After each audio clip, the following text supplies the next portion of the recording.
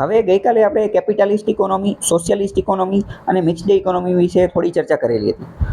એમાં અમુક બાબતો રહી ગઈ હતી જે થોડીક ફેક્ચ્યુઅલ હતી, એ આપણે જોઈએ. જો પહેલાં કેપિટાલિસ્ટ ઇકોનોમીનો ખ્યાલ કોણે આપ્યો, તો કે કેપિટાલિસ્ટ અથવા તો કેપિટાલિસ્ટ ઇકોનોમી સાથે જોડાયેલા અમુક મહત્ત્વના કીવર્ડ્સ હું તમને કહું છું. કીવર્ડ્સનું મહત્ત્વ શું છે એ ઓલરેડી મેં તમને ગઈકાલે સમજાવી દીધું છે. તો કેપિટાલિસ્ટ ઇકોનોમીનો સૌથી પહેલાં કોઈ ખ્યાલ આપેલો હોય તો એનું નામ છે એડમ સ્મિથ. ગમે ત્યારે કેપિટાલિસ્ટ ઇકોનોમી આવે તો તમને કીવર્ડ યાદ આવવો જોઈએ એડમ સ્મિથ. અને એડમ સ્મિથ આવે, બંને એકબીજા સાથે પરસ્પર જોડાયેલા છે. એડમ સ્મિથ તો કેપિટાલિસ્ટ અને કેપિટાલિસ્ટ તો એડમ સ્મિથ. એડમ સ્મિથે એક પુસ્તક લખેલી છે wealth of nation. Wealth of nation 1776ની અંદર. વર્ષ એટલું મહત્વનું નથી, પણ પ્રશ્ન પૂછાઈ જશે એડમ સ્મિથે કઈ પુસ્તક લખેલી છે, અથવા પ્રશ્ન પૂછાઈ જશે વેલ્થ ઓફ નેશન્સના લેખક કોણ છે, તો એડમ સ્મિથ. અને મુખ્યત્વે નાની પરીક્ષાઓમાં આવા ફેક્ચ્યુઅલ ક્વેશ્ચન જ પૂછાતા હોય છે. તો આ વેલ્થ ઓફ નેશન એડમ સ્મિથની પુસ્તકની અંદર એણે કેપિટાલિસ્ટ ઇકોનોમી, મૂડીવાદી અર્થતંત્રનો ખ્યાલ જે છે એ આપેલો હતો. આ એક રીતે નિબંધ, રિસર્ચ જેવું હતું, થીસીસ પ્રકારની વસ્તુ હતી કે જેમાં એણે જે તે સમયે સરકારનો ઇકોનોમીની અંદર જે હસ્તક્ષેપ હોય એના કારણે શું પ્રોબ્લેમ થાય એની વાત કરેલી હતી, અને એવી સમસ્યાઓ રજૂ કરેલી હતી અને પછી વાત કરેલી હતી. આની અંદર એણે મુખ્યત્વે બે વસ્તુ ઉપર ફોકસ કરેલો હતો. એક તો ડિવિઝન ઓફ લેબર. નીચે જવા દેજો, આ આપણે આખું નથી સમજવાનું, ખાલી જે છે અમુક મહત્ત્વના કીવર્ડ એ જ સમજવાના છે. તો નીચે જુઓ, મુખ્યત્વે શેની ઉપર ફોકસ કર્યું એણે? Division of labour. Division of લેબરનો મતલબ શું થાય કે શ્રમ, લેબર, મજૂર જે છે ને એનું આપણે ડિવિઝન કરવાનું છે. એટલે કે બધી વસ્તુ એક જ કામ એક જ વ્યક્તિ કરશે એવું નહીં ચાલે. ગયા લેક્ચરમાં મેં તમને શું સમજાવેલું હતું કે 1990 પહેલાં ભારતની શું પોલિસી હતી કે બધું ભારતમાં જ બનાવવાનું. કે ગાડી જોઈ છે તો કે હાલો ગાડી ભારતમાં બનાવો, બાઇક જોઈ છે તો બાઇક ભારતમાં બનાવો, કે ફેક્ટરીની કોઈ વસ્તુ જોઈએ છે તો એ ભારતમાં બનાવો.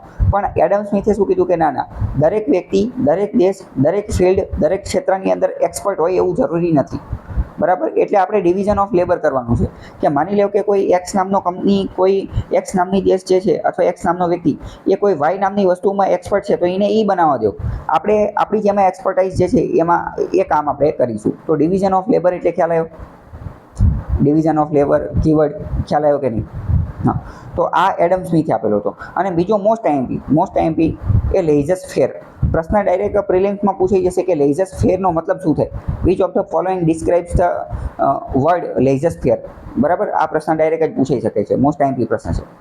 તો લેઇઝસ ફેર વિશે મેં તમને ગઈકાલે સમજાવી દીધું હતું, પણ લેઇઝસ ફેર શબ્દ નહોતો વાપરેલો. લેઇઝસ ફેર એટલે કે there should be no business of government in business.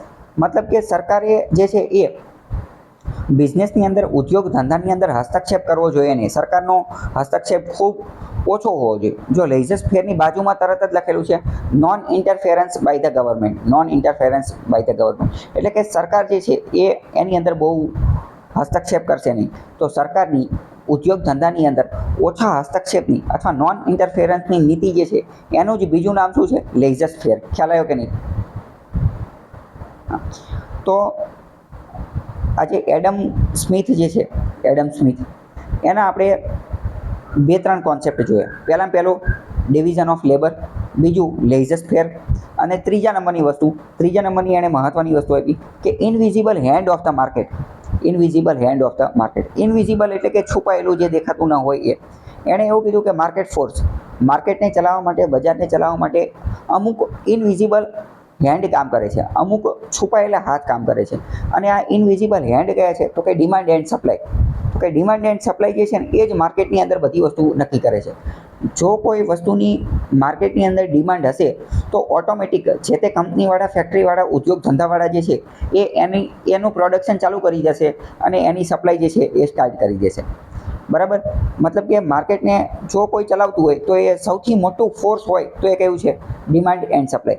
અને આ કીવર્ડને તમારે યાદ રાખવાનું છે. ઇકોનોમીની અંદર આપણે જ્યારે માર્કેટની અંદર કમ્પેરિઝન કરવાનું છે, ઓલું પેલું કરવાનું છે, ત્યારે આપણે વારંવાર આ ઇનવિઝિબલ ફોર્સ, ડિમાન્ડ એન્ડ સપ્લાયનો ઉપયોગ કરીશું. અત્યારે તમે પણ એટલું જ યાદ રાખી લો કે માર્કેટને ચલાવવા પાછળના 2 સૌથી મોટા કોઈ ફેક્ટર હોય તો એ કયા છે? Demand and supply.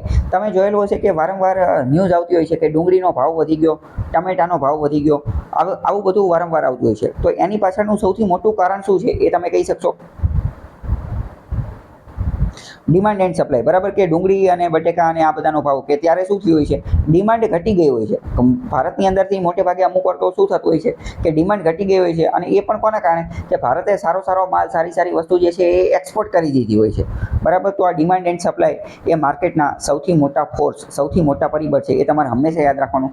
ગમે ત્યારે માર્કેટના પરિબળો વિશે વિચારવાનું આવે તો પહેલાં આ બે વિશે જ વિચારવાનું. તો આ બે મહત્વના કીવર્ડ યાદ રાખવાના. ખ્યાલ આવ્યો કે નહીં? પ્રશ્ન એવો પણ પૂછાઈ જશે કે એડમ સ્મિથના મતે આ invisible hand of market force એની અંદર કોનો સમાવેશ થાય છે, અથવા તો એડમ સ્મિથના મતે આ ઇનવિઝિબલ હેન્ડ છુપાયેલા પરિબળો કયા છે, છુપાયેલા હાથ કયા છે? તો જવાબ આપી શકશો તમે? કયા? Yes, very good, demand and supply, બરાબર. તો એડમ સ્મિથના મહત્વના કીવર્ડ કયા જોઈએ? તો કે એક તો ડિવિઝન ઓફ લેબર, એક તો લેઇઝર ફેર, એક તો ઇનવિઝિબલ હેન્ડ એટલે કે ડિમાન્ડ એન્ડ સપ્લાય, બરાબર. તો આટલું એની માટે જરૂરી છે. અને બીજું કે વેલ્થ ઓફ નેશન પુસ્તક જે છે એ પણ પૂછાઈ જશે કે વેલ્થ ઓફ નેશન પુસ્તક કોનું છે.